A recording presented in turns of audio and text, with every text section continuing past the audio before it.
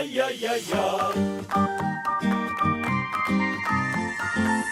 ای ای ای همیشه بخند و سر و ببر از دلا ای ای ای دوباره بلند شو امید و ببر از کجا با پرچم بالا هم سفر ما هر بگیر از رویا از شب شب غم تا سحر ما جانمون از فردا ای ای ای هر پنجشنبه ما پیک شادی. دوستان عزیز، بینندگان گرامی پیک شادی، سلام و درود بر شما.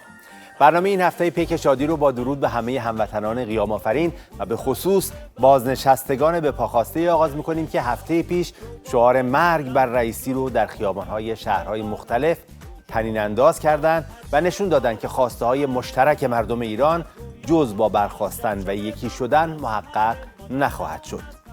با بهترین آرزوها برای همه شما عزیزان و با امید به این که بتونیم خنده رو به لب‌ها و شادی رو به دل‌هاتون بیاریم، شما رو به تماشای بخش اول برنامه این هفته دعوت می‌کنیم.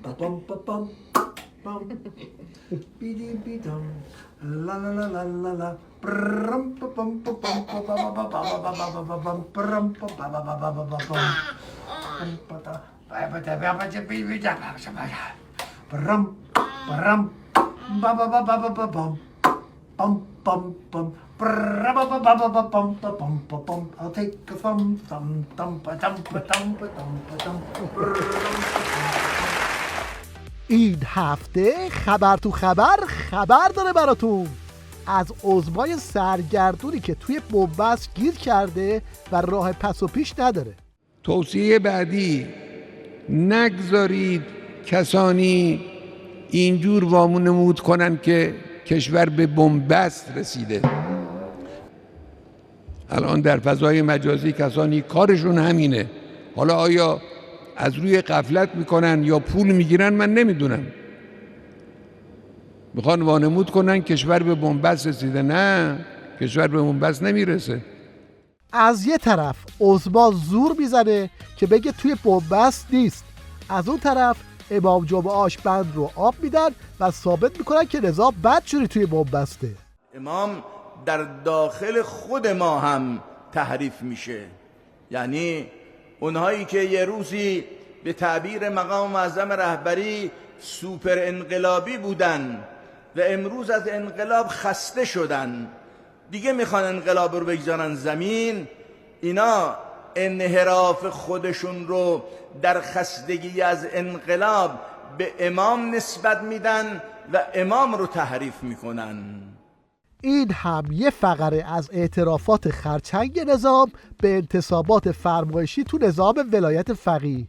دشمنان این خط رو دارن دنبال میکنن که مردم رو ناامید کنن. چه نشستید آقا؟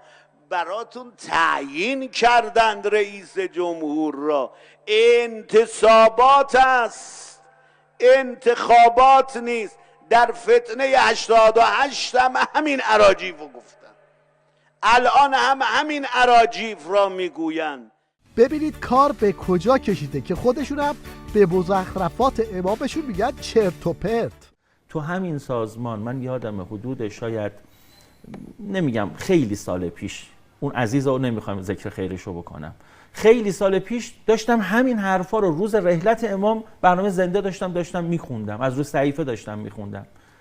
بعد من دیدم اون دوستی که تو اتاق فرمان اونور هست داره، ما رو آنتن بودیم بهشون صحبت میکردیم، هی داره اینجوری اشاره میکنه که من متوجهش نشدم که چی میخواد بگه. بحثمو تموم کردم، رفت سراغ مثلا پخش موسیقی اینا، دیدم با قیافه مغموم، گفتم چی شد؟ زد تو سرش گفت بدبخت شدم. گفتم برای چی بدبخت شدی؟ گفت از دفتر ریاست اون زمان سازمان زنگ زدن به من که این چرت و پرتا چیه این آقای داره میخونه، بگو جمعش کنه، دکتر گفته جمعش کنید. بعد اون تهیه کننده بیگناه گفته بود که به دکتر بگید اینا متن صحیفه امامه و اون دکتر عزیز گفته بود که مثلا دفترش پیغام داد من نمیدونم، بگیرید این چرت و پرتا اینا. این حجت الاسلام مشنگم قرار بوده از دستاوردهای نظام تعریف کنه، اما چنین سوتی بازاری را میندازه. جمهوری اسلامی امروز اگر بزرگترین خدمات عالم بشریت رو انجام بده بازم در فضای مجازی محکومه.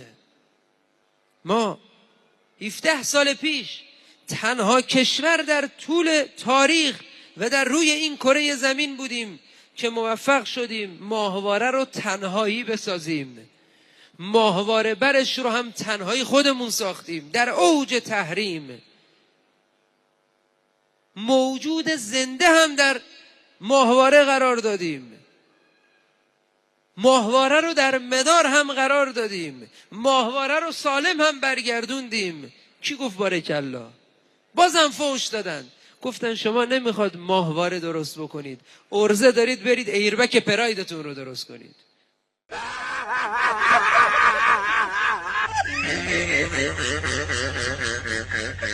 خلاصه ای که بدبختی ها بد جوری به دست و پای عضما پیچیده و هیچ راه خلاصی هم ازش نداره.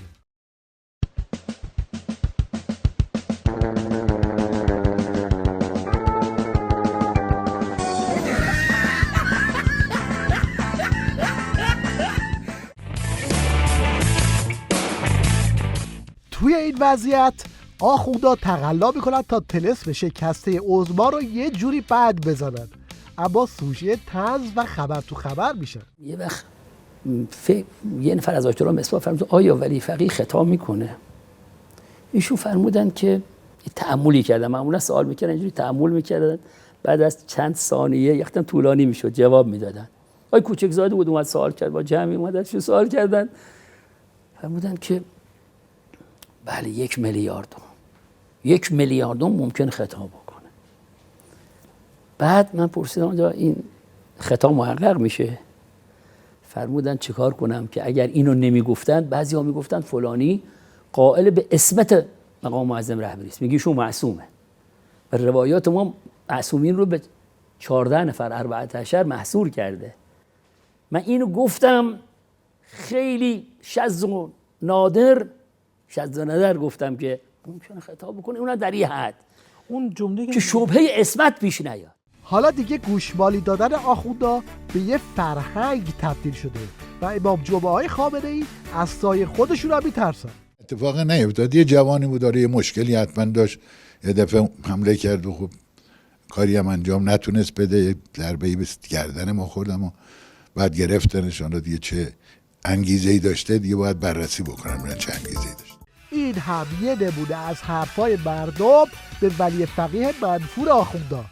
خامنه‌ای درمانده پسمانده توف به ولایتت توف. خلاصه ای که گاو مصیبت ها دم در بیت عظما نشسته و عظما هم نمیتونه مهارش کنه. آدمی به جا شهر بنده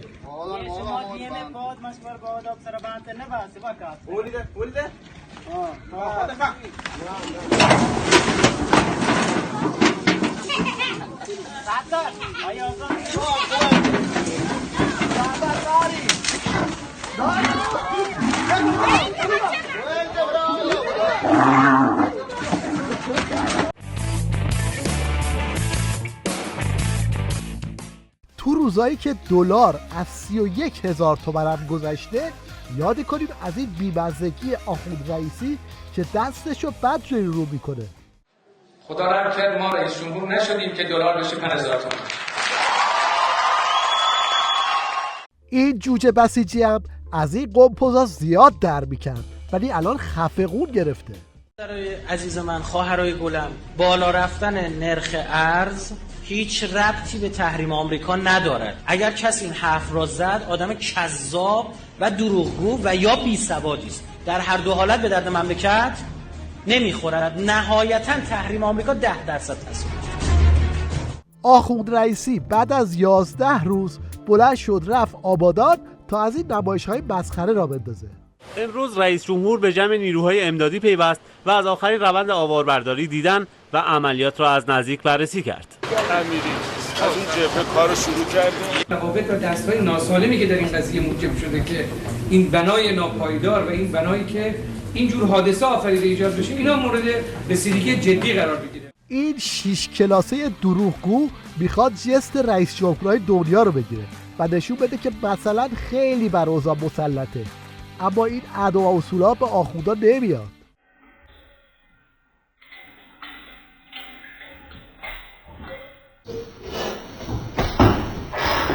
احساس واقعی آخوندا و بسیجی‌های حروم لقمه نسبت به مردم آبادان رو از زبون این نجم آرپیجی بشنوید که حتی جرئت نمی‌کنه چهرهش رو نشون بده. امروز دلمو شکستن، کسایی دلمو شکستن که نه شهیدی دادن توی جنگ، نه خودشون رفتن جنگ، نه پدرشون شهید شده، نه برادرشون، نه همسرشون، ولی همه‌شون ادعا دارن، همه‌شون خودشون صاحب خرمشهر و آبادان میدونن و توقع دارن به خاطر 30 نفری که زیر آوار رفتن تمام ایران عزادار بشه، یک پارچه تمام ایران سینه زنی کنه. امام رضا امروز حرف دلمو برای شما آوردم. من همیشه فکر میکردم خرمشهر و آبادان شهرهای مظلومین، مردم نجیبی دارن و در حقشون ظلم شده، ولی سر جریان این ساختمون فهمیدم که خیلی ادعا دارن، خیلی پرمدعان، خیلی توقع دارن تمام ایران همه یک پارچه سیاه‌پوش بشن، هیچ کس هیچ کاری نکنه. حالا بشنوید از معاون اول دزد آخوند رئیسی که اینطوری نمک روی زخم مردم میپاشه و به درداشون میخنده. واقعا دیده بود، شما میدونید تمام این مدت هیچ کالایی در حقیقت ما کمبود نداشتیم. اون تغییر قیمت باعث شد بعضی از این کالاها دیرتر به فروشگاه برسه به دلیل این تغییر قیمت، ولی شما الان الحمدلله تو هیچ فروشگاهی کمبودی نمی‌بینید. ما باید قیمت‌ها رو که مردم رو اذیت می‌کنن ان شاءالله خودتون خرید می‌برید؟ من تمام خریدامو خودم می‌کنم. از کجا خرید می‌کنید؟ همه جا میرم. شما اگر کجا قیمت مناسب‌تر مردم برن اونجا خرید کنن؟ جنوب تهران. آره جنوب تهران. هر که خلاصه لاکچری زندگی میکنه قیمتشو باید بده. این هم تصویری از برادر مخبر که هزینه زندگی لاکچریش رو از جیب مردم تامین کرده. البته این دزدا طرف حسابشون رو نمیشناسن، این دزدیا به سرانجام نمیرسه.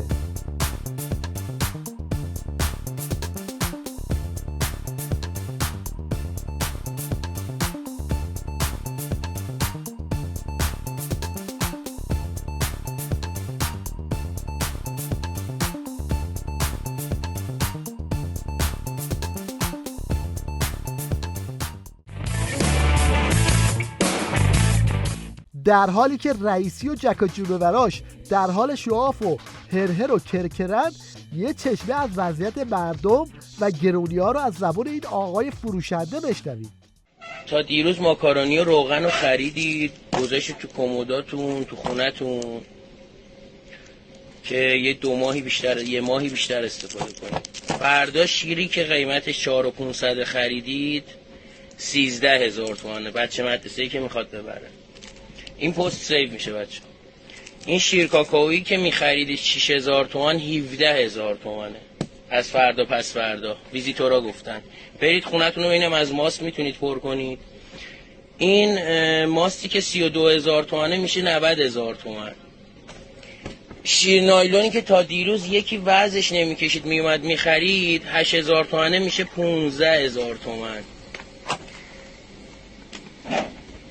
و پنیری که 20000 تومانه میگن میخواد روی 40000 تومان برسه.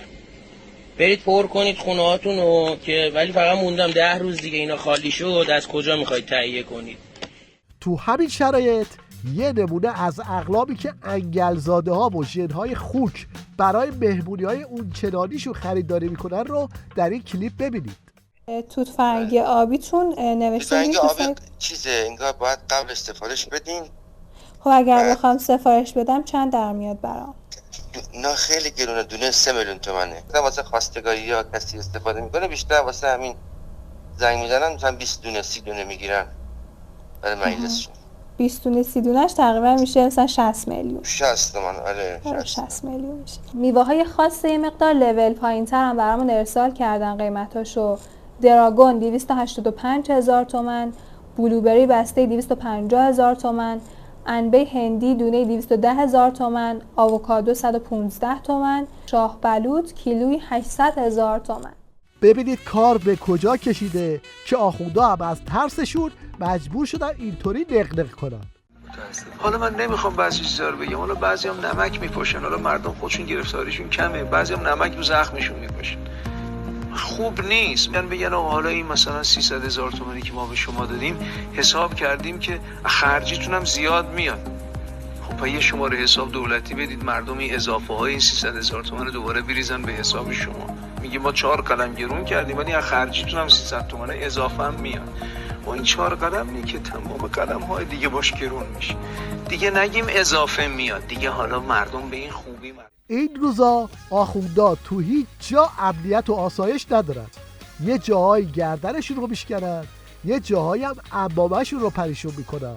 حضرت معصومه نایب الزیاره از طرف همتون هستم. امروز 7/3/1401 ساعت 1 بعد از ظهر. اللهم صل علی اللهم صل علی اللهم صل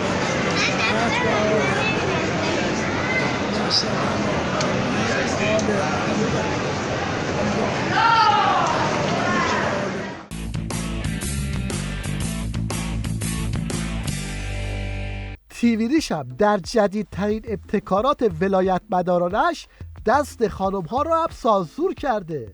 عروسک ایرانی میشناسید شما؟ یه زمانی دارا و سارا رو میشناختم ولی الان خیلی برند خاصی رو نمیشناسم از عروسک.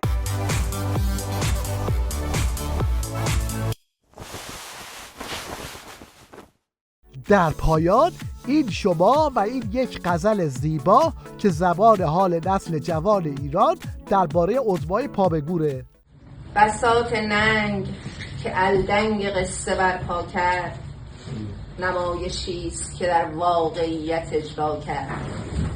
هزارها هیجان را به پای دار کشید، سپس جوان به جوان جان درید و خاشا کرد.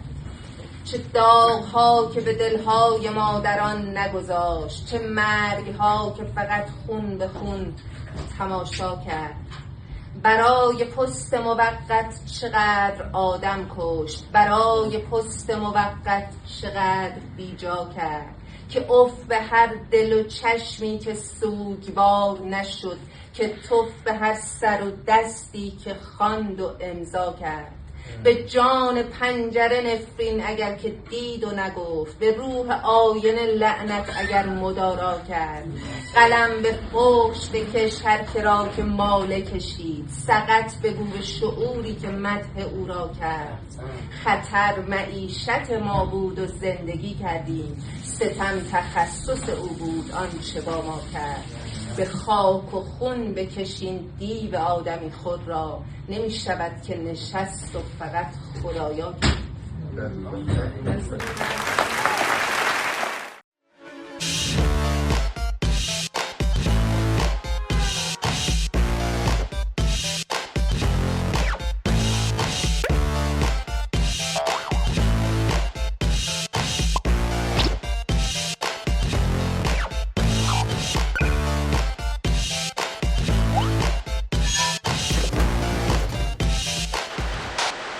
این روزا آخوندها از سایه خودشون هم میترسن. امام جمعه ها و مهرهای عمامه‌دار رژیم به خوبی فهمیدن که فاز عمامه پرونیه و به همین خاطر مدام در حال اظهار وحشت و ترس و لرزن. در خبر تو خبرم دیدیم که امام جمعه جنایتکار اصفهان چطور تلاش میکرد خودش رو خونسرد و آروم جلوه بده، اما ترس از کاسه چشماش سر رفته بود و دوزاریش افتاده بود که این خطری که امروز گریبانگیر خودش شده و گردنش رو زخمی کرده، فردا تا شکستن گردن ولی فقیهش هم پیش خواهد رفت. با این مقدمه بریم به جمع آقا جونینا و ببینیم که اونها چه برنامه‌ای برای آخوندا دارن.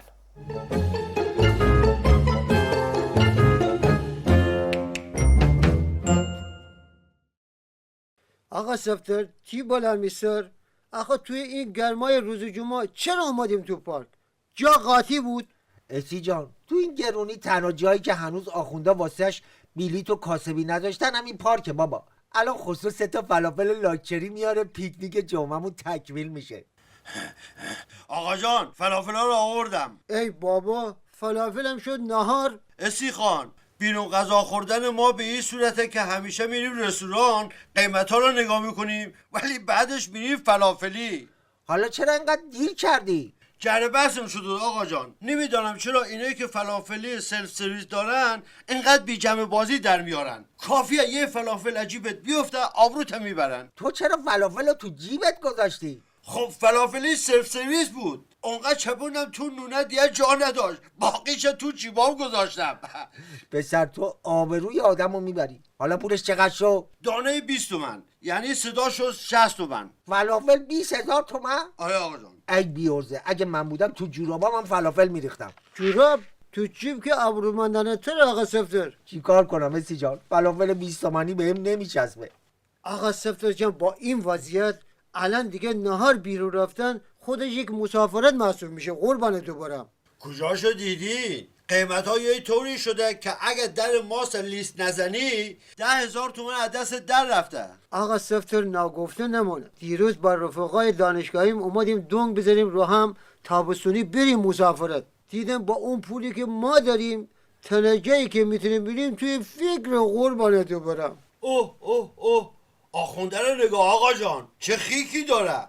هرچی ما نخوردیم انگار این بلعیده. اوه چی جانوری جانا تو ابعادش مثل خرجک نظام احمد خاتمی میمونه. لامصب آدم نگاش میکنه کبدش چرب میشه. اوه اوه اوه آقا سفتر مستقیم داره میاد اینجا. آقا جان بعد از فلافل 20 تومنی اللحاظ روحی نیاز دارم بگیرم یه آخوند تا میخوره کتکش بزنم شاید یکم اعصابم آرام بشه. نوش جان دوستان جای ما برو تو دلش ما هم پشتتیم. به به چه خانواده متدینی، چه محاسنی. پسر جان من کمردرد دارم، بی زحمت پاشوی چند دقیقه اینجا جلوس کنم و در جوار شما بنشینم. تو زیادی رو منبر نشستی، یکم وایسی برات بد نیست. به به متلک میپرونی فتنگر. الان مأمور رو صدا میکنم تا بفهمی به مقام روحانیت توهین کردن چه عواقبی داره. ها به به صداتو بیا پایین یه وری. اگه واسه همه قاطی پاتی میکنی واسه ما هنوز تاتی تاتی میکنی. اختلاسات چقدر زبون این روزخونه رو دراز کرده. خسرو جان فلافل 20 تومانی بدون اکشن اصلا نمیچسبه. پاشو یه جوری بذارش که صدای خر بده. به به گروه خرابکارا جمعشون جمعه. حمله فیزیکی به روحانیت نظام. تو هلوفتونی جا واسه همه تون داریم. به به این یارو انگار قرص به خورده. آقای وقتی یه ساندویچ کردم تو چشات میفهمی یه مماس چقدر کره داره. خسرو اون ساندویچ 20 تومانی حیفه، ارزشش بیشتر از آخونده. این همه چوب و سنگ دم دستت پسر. هی راست میگی آقا جان. الان کاری میکنم تا یه هفته به دیوار سلام بده. آقای کارگردان اون دوربین خاموش بکن. او چه کار میکنی؟ ششم بکن. نه گوشمو ول کن. کششو بده تو جو. بیا اینجا کجا در بابا ول کنه. عجب بابا یه چیزی گفتم. اشتباه کردی اون گوششه برگرد و سر جاش.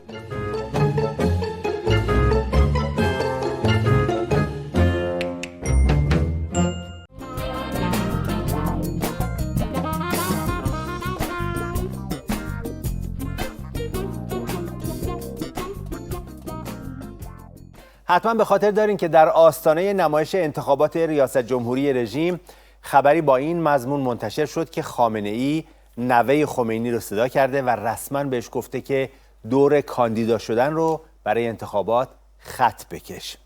حالا اینکه نوه خمینی بعدش چی گفته و چی کار کرده زیاد معلوم نیست، اما این بار در سالمرگ خمینی، خامنه‌ای یه بار دیگه با نوه امامش تسویه حساب کرد و یک چنین بلایی رو بر سرش آورد. امسال سالگرد ارتحال امام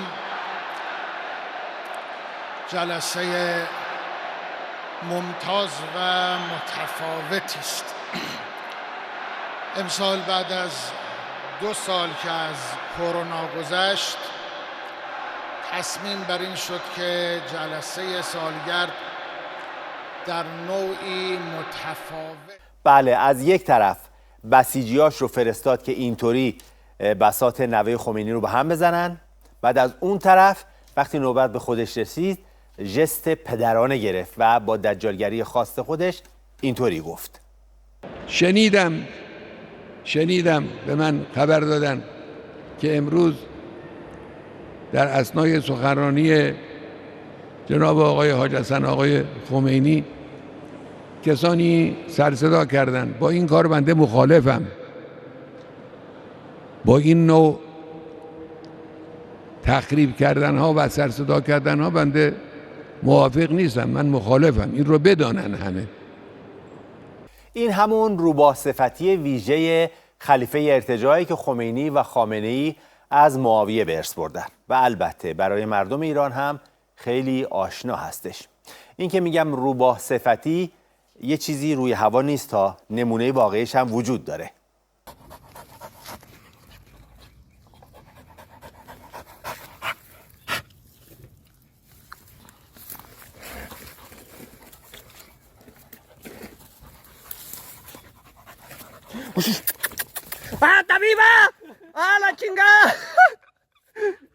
البته از همه حیوان‌ها و از جمله از همین روباه به خاطر مقایسهشون با آخوندها باید معذرت خواهی بکنیم، چون آخوندها در فریب و حیله و دجالیت و جنایت با هیچ موجود دیگه‌ای قابل مقایسه نیستن. در هفته‌ای که گذشت آخوندها به مناسبت سالمرگ خمینی دجال کلی معرکه گرفتن و گله‌های بسیجی رو به خیابون‌ها ریختن. هدفشون هم استفاده از این فضا برای سرپوش گذاشتن روی قیام مردم بود. امت حزب اللهیم، دل داده روح اللهیم. ما امت حزب اللهیم، دل داده روح. ما امت حزب اللهیم. برنامه که امروز شکل گرفته تداعی به قول معروف لبیک گفتن به مسیر و آرمان‌های امامه که دانشجویان خط امام و ولایت می‌خوایم اعلام بکنیم که ما همون مسیر رو داریم ادامه میدیم از اول انقلاب. اما مردم هم این نمایش‌های خامنه‌ای رو بی‌پاسخ نذاشتن و با برگزاری مراسم جشن و پایکوبی به قبر خمینی و عمامه خامنه‌ای لگد زدن.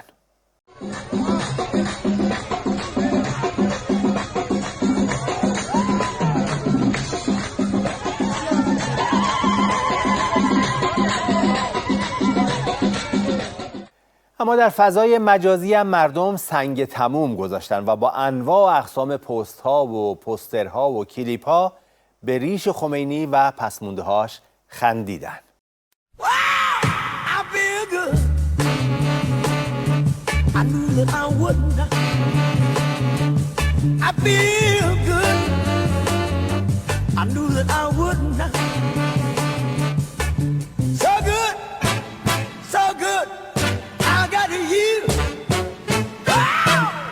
خب حالا که تا اینجا اومدیم یک یادی هم از این کلیپ بکنیم که به قول دوستان تاریخ فراموش نخواهد کرد.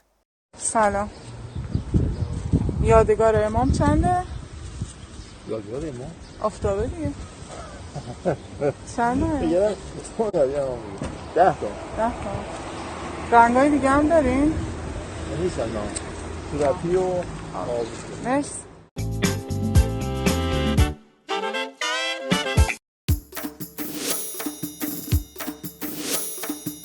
گفته بود من که بیام همه جا ارزانی میشد، آب و برق و گازمان یک شبه ارزانی میشد. آدما خوب میشن و همدیگرم ماش میکنن، مشکلاتم میزنن مشتالد و ایماچ میکنن. نفت میاد تو سفره ها وضع همه عالی میشن، هفتیرا گلاف میشن زندانا هم خالی میشن. جای قبرستانا هی پارکای محشر میسازن، ته هر کوچه بنبست یه دنه در میسازن. فکر میکردیم بالا شهر با ته شهر یکی میشد، حرف مسئولین بالام راست راستی راستکی میشد. دم کلوک رسیدیم دیدیم که کلباشی نشد، غذامان جای کباب اشکنه و خاگی نشد. جای نفت تو سفرمون پر شده از گشنه پلو، 38 سال است داریم هی مخوریم تلو تلو. وای بالام قزوینی از انگورشانی، نمیشد بخوریم تو این گرانی. بالام گنبت و همش توی پست است، نمیشد بخریم دست بالا بست است. یکی نیست پیدا بشد یه بار به ما خدیک بدد، ما را از دور ببیند سراغ الکتریک بدد. ابروش لنگه بلنگه بندازد، ابروش لنگه بلنگه بندازد. من و یارم دوتا بلبل بودیم در شاخه پسته، فلک سنگم زد از بالم شکسته. ببم جان گلتوغم دردش گرفته است، از باری رکول ما نشسته است. یار بودم بدم یار یار من بودم بدم یار یار یار بودم بدم من یار یار بودم بدم من یار یار بودم بدم. وای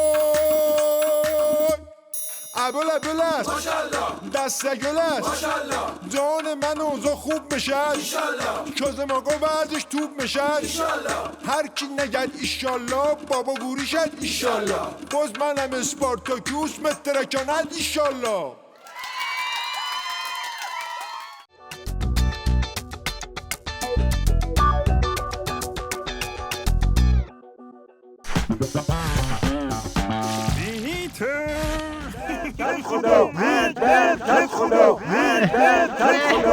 الو سلطان شاه کجایی؟ بلند شو بیا به دادم برسندی. من چه غلطی میتوانم همی بکنم؟ دستم از دنیا کوتاه می باشدی. سلطان سوسه نیا بیا کارت دارم. ای جانم، حالا که اهالی دارن چپاقمان را چاق میکنندی، تنها رفیق شفیق ما همین سلطان شاه است. ریس ریس گوشت را بیاور جلو ببینم.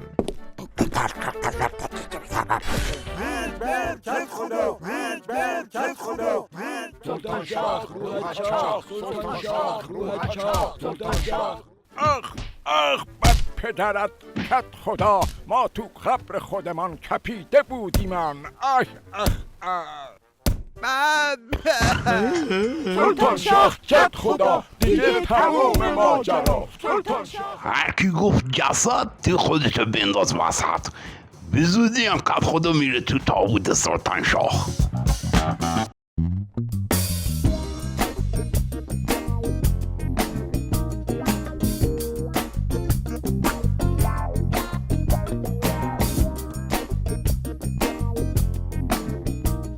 خب همراهان عزیز پیک شادی، در این قسمت همراه میشیم با بابک. سلام، امروز برامون چی داری؟ بله امید، همچنان که دیدی ببین همه پروتکل‌ها رو ما جمع کرده، میز و صندلی و میخوام بی مقدمه برم سر اصل موضوع. سلامم میذاریم موقع خداحافظی که تو وقت صفحه جویی. بله اینم خودش نوآوری. بله وقت خداحافظی با هم. همچنان که همتون اطلاع دارید، یعنی بینندگان عزیز که بیشتر از ما اطلاع دارن، الان در ایران علاوه بر همه مصیبت‌هایی که ناشی از این رژیم از فرو ریختن ساختمان متروپول، از تصادف قطار مسافربری که هم متاسفانه هموطنانمون داره کشته شدن، اما رژیم کار خودش رو میکنه. الان درگیر یک شو مبتذل که براش کمه، مستهجن کمه، مضحک خب خیلی کمه، ولی چون قالب کلمات محدوده ما به همین کلمات اکتفا میکنیم. بله یک شو مبتذل و مستهجن و مضحکی به نام سلام فرمانده، یا به قول مردم ما سلام درمانده، سلام پسمانده، سلام در گل فرومانده و که من جلوی دوربین معذرت میخوام نمیتونم بگم، ولی مردم ما در کف خیابون به راحتی ابراز میکنن. به نظر میرسه که دستگاه تبلیغاتی خامنه‌ای بعد از اینکه کمر کرونا رو با کرونا یا به مستعان سلامی شکون، بعد از اینکه فضا رو با اون ماهواره بوق، میبخشید نور حالا چرا گفتم بوق؟ چون این فقط بوق ارسال میکنه. حالا نمیدونم مکانیزمش طوریه فقط بوق ارسال میکنه یا یه چیزایی میگیره که نمیتونه پخش کنه جاش بوق میذاره، مثل پخش تلویزیونی. بعد از اینکه با فضا رو با همین ماهواره بوق تسخیر کرد و بعد از اینکه همه دنیا، همه دانشمندها تو تولید یه واکسن سالها ماها وقت گذاشته بودن، اما مخبر تو اون عطاری کمیته خمینی ملعون هر 3 روز یه واکسن، میبخشید فکر کنم هر یه روزی 3 واکسن، هر یه روزی 3 واکسن، هم تو سلسله وار واکسن تولید میکرد. الان 2 پا رفتن توی کار فرهنگی. معتقدم با این سرود سلام فرمانده، اسم مستعار سلام فرمانده، اسم اصلیش از سلام وامانده، یک تهاجم فرهنگی کردن به نظام سلطه و خودشون معتقدن که یک اثر هنری بالاتر از سمفونی 9 بتهوون، اما طبق معروف خودگویی و خودخندی عجب مرد هنرمندی. حالا خنده‌دار اینجاست که خامنه‌ای ابله که خودش طراح این مسخره بازی هاست، این روغن ریخته رو نظر امامزاده میکنه. در این سخنرانی اخیرش گفت یکی از پایه‌های مردمی بودن نظام ما این است که این سرود سلام فرمانده اجرا میشه و نشون میده که مردم چقدر نظام رو دوست دارن. حالا سرود بگذاریم که یه مش نونخور ساندیسی میارن، یه مشتم کودک خردسال که اصلا نمیدونن موضوع چیه، بعد خوشحالن که مدرسه تعطیل شده یا خوشحالن که به جای که تو کلاس بشینن تو حیاط هستن. البته عقب نشینی کاراکترهای سرود از دهه 60 70 80 به 90 ادامه دار خواهد بود. احتمالاً میرسه به مهد کودک، میرسه به کودکان شیرخوار و احتمالاً به کودکانی که هنوز به دنیا نیامده. این سرود ورژن های بعدیش برای چنین دوره های سنی احتمالاً باید تنظیم بشه. در مورد این داستان سرود و داستان خامنه‌ای یاد اون داستان مولانا نصرالدین افتادم. مولانا نصرالدین یک روز چو انداخت، یعنی در همه شهر دهش داره، حالا شهر که نمیتونسته، در همون دهکده‌ای که بوده گفته که آقا فلان خونه خرج میدن. دید همه مردم میدونن، البته فکر کنم مولانا نصرالدین نبوده، ملا بوده، بیچاره اینو به مولانا نصرالدین چسبوندن، چون همچین دروغی فقط از آخوند برمیاد. یه دفعه دیدن همه دارن میدونن، خودش هم قابلمه گرفت، فکر کرد که واقعا خبریه. حالا داستان خامنه‌ایه، خودش هم از این نمایش دفعه فکر کرد واقعا خبریه. اما راه اندازی نمایش‌های حکومتی یه چیز جدیدی نیست تو دیکتاتورها. تازه خامنه‌ای ته صفه، یعنی از همه‌شون نازل‌تر و بی‌کیفیت‌تره. من چند تا نمونه تاریخی میارم که ببینید همه دیکتاتورها اون موقعی که شروع میکنن به تلو خوردن، این تلو رو من نمیگم، خبرگزاری فرانسه راجع به رژیم میگفت، وضعیت الان رژیم چنین کاری میکنن. اولیش آقای به نام بنیتو موسولینی 70 80 سال پیش در دوران جنگ جهانی کمی کم قبلتر به خلاصه با 1000 شارلاتان بازی خودش رو میرسونه به مدار عالی قدرت در ایتالیا و اسم خودش هم میذاره دوچه، یعنی رهبر، یعنی هم معادل ولی فقیه یه شبه. یه نگاهی بکنیم به اون نمایش‌هایی که برای اون ترتیب میدادن که من بقیه‌شو ادامه میدم. اگه اتاق فرمان اون تیکه سخنرانی این آقای دوچه رو داره nishun bede. Big promises and simple solutions to complex problems, he whipped his followers into a mass frenzy. È già stata consegnata agli ambasciatori.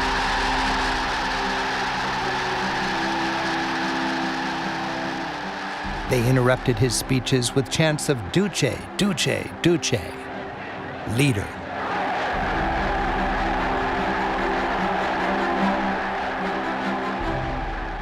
What I understand now is that اینو داشته باشید. یه نمونه دیگه ای هست، یه سرجوخه‌ای از تو جنگ جهانی اول که بعد یه جوان بیکاری تو اتریش به اسم آدولف هیتلر، اونم با زد و بند و کلی موضوع که الان موضوع بحث ما نیست، یه دفعه میشه صدر اعظم. اینم اسم خودش میذاره پیشوا معادل ولی فقیه یک شبه، چون تو هر کشوری این ولی فقیه یک شبه یه اسمی داره. اینم نگاه کنیم یکی از این نمایشنامه‌اشو ببینیم که خامنه‌ای به گرد پایین ها هم نمیرسه. اگه میتونیم اونم پخش کنیم.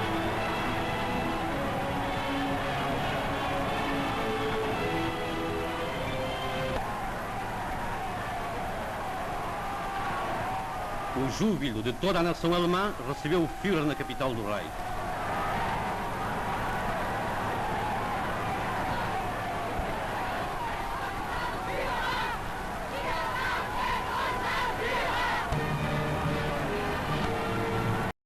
بله، حالا اینجا جای خوبش بود.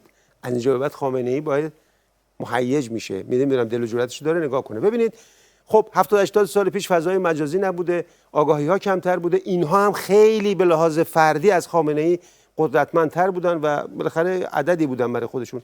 حالا این ولی فقیه شبه که همچین قدرت حتی بسیج چنین جمعیتی رو هم نداره، بالاخره با تهدید تطمیع و اینکه بالاخره نظام حاکمه میتونه آدم‌ها رو بگه به زور اداره تعطیل کنه بیاره. چنین نمایش‌ها البته به گرد پا اینا نمیرسن دیگه. دیدید دیگه نمایش‌های خامنه‌ای همین دفعه در سر مزار خمینی دیدید که فضاحت بود، حتی در نمایش هم ضعیفه. حالا قسمت مهیج ببینیم سرنوشت این آقای موسولینی. فقط من این قسمت کوتاهیش رو انتخاب کردم ببینید که این آقای موسولینی دوچه آخر عاقبتش چیه. اگه اون فیلم هم دارید بذارید.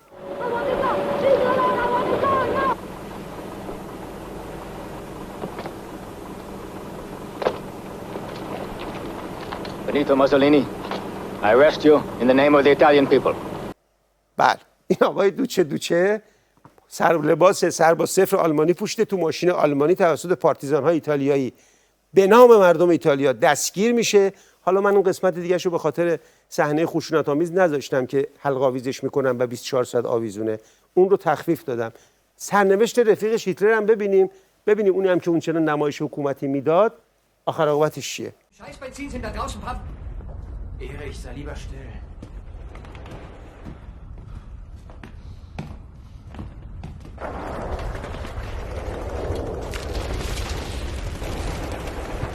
Zurücktreten!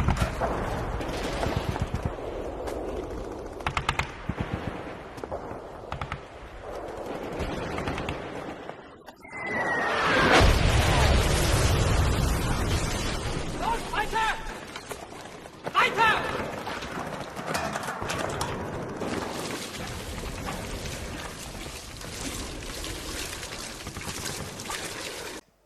بله اون جنازه‌ای که تو پتو پیچیدن یکیش همون آقای هیتلر پیشواست که دارن میسوزوننش در چه وضعیتی، همونی که اونجا جلوی میلیون‌ها صحبت میکرد.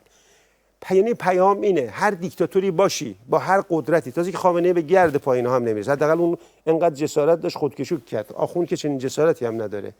ته خطت اینه، خودتو نباید فریب بدی. یعنی خلاصه بگم فکر نان باش که خربزه آب است. چون یه مقدارم خودتو اهل شعر و ادب جا میزنی، به زبان شعر نو بهت میگم که بر حباب خانه مساز، حباب میشکند. به شعر کهنش هم میشه این او سگان شما نیز بگذرد. امید جان این برنامه ما بود. هم سلام اول میکنم هم خداحافظی آخر. اگه کاری نداریم از خدمتتون مرخص. خیلی خوب بود، خیلی عالی. آخر عاقبت چنین نمایش‌های حاکی از درماندگی و واماندگی رو نشون دادی. تشکر میکنیم ازت. ما هم سلام میکنیم بهت، هم خداحافظی میکنیم ازت. ولی میدونید ابله‌ترین آدم روزگار کیه؟ که خودش فریب دروغ خودشو بخوره، یعنی مثل خامنه‌ای. با اجازه شما قربان شما، خدا نگهدار. برنامه رو همراه با شما عزیزان ادامه میدیم. اوزا خر تو خره عضوا هم بکره، اوزا خر تو خره عضوا هم بکره. حق دارم که بگم خامنه دمره، حال ما داغون چشمای گریون با سپا طولیس بودنی شده. عضوا میلنگه خیلی الدنگه بدجور نفله و مردنی شده. ما همه بیغیم ما زیر تیغیم، غزل بای خوندنی میشه بالا دولار. آقا من اومدم راه بسته، اما من اومدم چی میخوام؟ لشکر کله پود ما بسیجیاییم، منم از ابرام سیسمونی میخوام با سارا روح بیتره کولن. ما میریم پیشه امام با عثمان، ما رو توی خاک میپله کولن. من آفیزونم روزه میخونم، همه ملت امام پرونه. تحریم و داغون چشمای گریون بر جامم دیگه افتضاح شده. عضوا کلاشه آشه و لاشه، هرچی که کاشته بود فنا شده. خیلی پرتابه کشکم میسابه، از همین حالا کله پا شده. همونطور که حتما تو خبرها هم شنیدین، آخوندها کلی فیلم بازی کردن و ادا و اطوار در آوردن تا شاید برجام به فنا رفته رو دوباره سرپا بکنن و در لجنزار مماشات شنای قورباغه برن. اما از اونجایی که دوران عوض شده و بوی الرحمن این رژیم عالم آدم رو برداشته، به جایی نرسیدن و حالا شاهد خبرهای مرتبط با تصویب قطعنامه در شورای حکام هستیم و باز هم سر گاو ولایت و خمره اتمی. البته به قول معروف این توبه میری از اون توبه میری ها نیست و خود آخوندها هم میدونن که از این تونل سالم بیرون نمیان. دقیقا هم به همین خاطر هست که طبق معمول به تبلیغات مضحک و قدرت نمایی های پوشالی رو میارن. بریم سراغ بخش معرفی فیلم که در رابطه با همین موضوع هست. این هفته به معرفی یک فیلم انیمیشن ولایت پسند میپردازیم که کمپانیای پیکسار و والت دیزنی رو تو جیب بغل خودش گذاشته. مقام عظما که از سینمای حوزوی ناامید شده تصمیم به فیلمسازی برای دهه 90 گرفته. در سکانس اول با ستون عریض و طویلی مواجه میشیم که در حال انتقال یک محموله هسته‌ای به بوشهر تا بمب هسته‌ای عظما رو هرچه زودتر تفت بده و درستش کنه.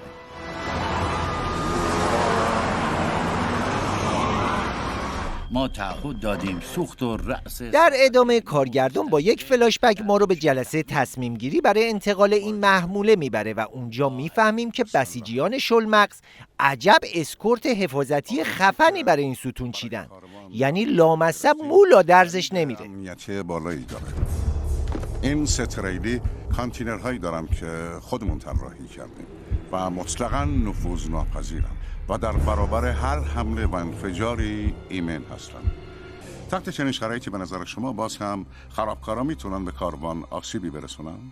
بله میتونن، معلومه که میتونن. وقتی به قول علم الهدی دشمن تا حلق مقام عظما رفته، کاروان که سهله، استخون عظما رو هم میترکونن. میگی نه؟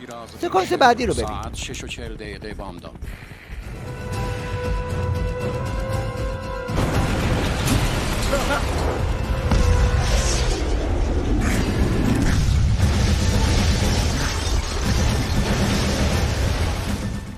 در صحنه بعد سیدعلی دهه 90 فرا میخونه و در یک سوال و جواب ساده با این دختر کوچولو به ابعاد رخنه در عبای ولایت پی میبره. خب بگو ببینم، به نظر تو من آدم بدیم یا آدم خوبیم؟ خوبی. این چی؟ اینم خوبه ولی تو بهتر. اونم خوبه لابد دیگه؟ بله. پس ما اینجا شکر خدا آدم بد نداریم عمو جان. بچه‌های عزیز، این خبرهای ترکیدن پاسدارها تو خیابون تهران، اونم تو روز روشن رو فراموش کنید. به جاش این انیمیشن رو ببینید که توش عناصر نفوذی به کشکی ترین شکل ممکن شناسایی میشن و به کشکی ترین شکل ممکن هم به اشد مجازات میرسن. ملاحظه بفرمایید.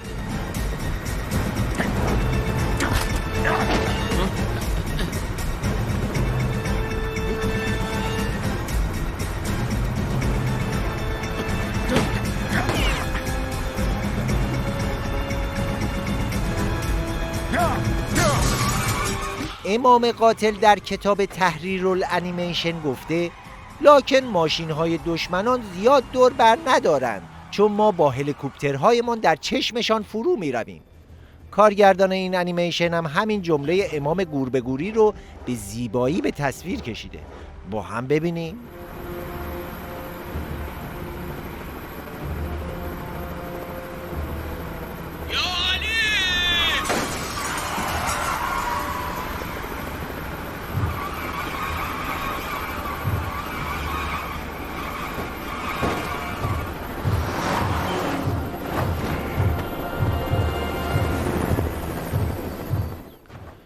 درسته که ستون هسته‌ای به فنا رفت و دشمنم تا خرطناق عظما رفت و برجامم به جایی نرسید.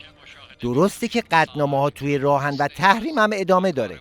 اما کارگردان این انیمیشن در سکانس آخر جشن هسته‌ای رو برگزار میکنه تا دل عظما رو به همین گوگولی مگولیاش خوش کنه.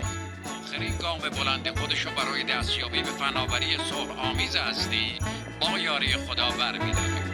تا شروع مراسم من در اختیار شما همکار عزیز و میهمان گرامیتون قرار میدم و با شروع مراسم تا دقایقی دیگه در خدمتتون خواهم بود.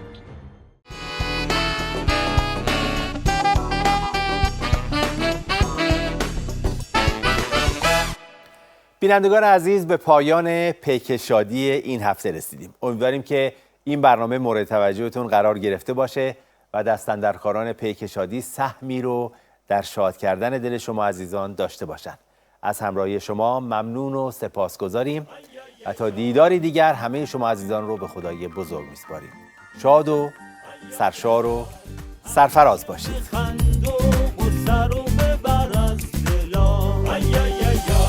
دوباره بلند شو، امیدو ببرن کجا، با پرچم بالا هم سفر ما هر بگیر از رویا، از شب غم تا سحر